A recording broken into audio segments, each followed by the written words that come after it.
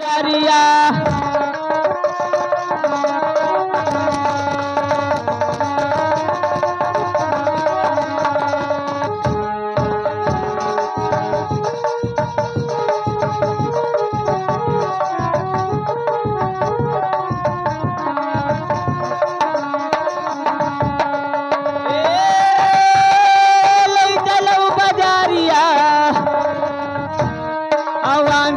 पकड़िया दुल्हा लई चलऊ बजारिया ओ अंगूरी पकड़िया राजा लई चलऊ बजारिया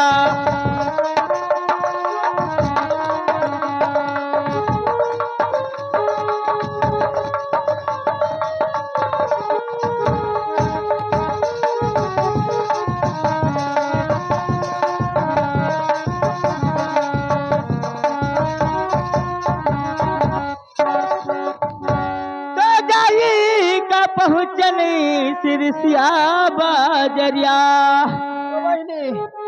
सिरसिया बाजार का करे गई रही हो? ए बहनी हाँ। अरे उल्टा पड़त रहा लेकिन कुछ सौदा खरीदे बहनी निबिहा बाजार चली जाती हूँ और सिरसिया बड़ी दूर पड़त है। हाँ वो लड़कवा के मामक बुला लेती मोटरसाइकिल पर बैठा ले जाती तू का तो जाई का पहुँचने हम सिरसिया बाजरिया। अरे तुम करो मोल भाव अरे हमारी नाजरिया अब अंगूरी पकड़िया राजा लई चलऊ बजारिया।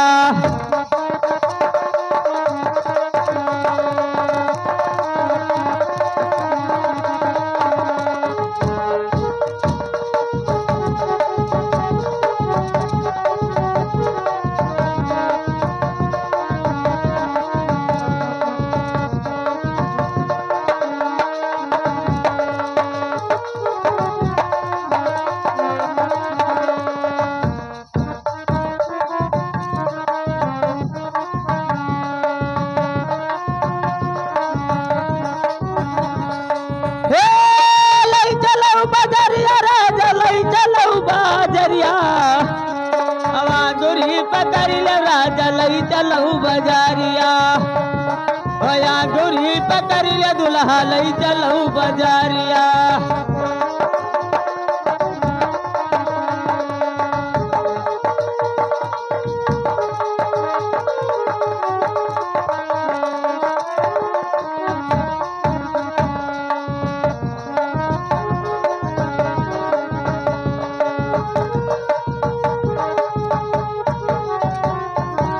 हेलो ए बहने ये देखो ये बच्ची के न्यौछावर में 51 रुपये आवा है पुरस्कार।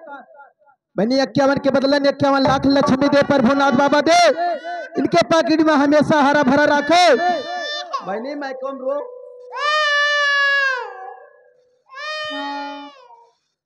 ए बहनी ये तोरे पैदा भाई रे बहने अब सवेरे गेहूं रखावे तू जाए अब हम सेवरी हो गई मुगले हेलो ओ पाते जल में कन्हैया भगवान हो ओ पाते जल में कन्हैया भगवान हो गोकुलवा मैया धो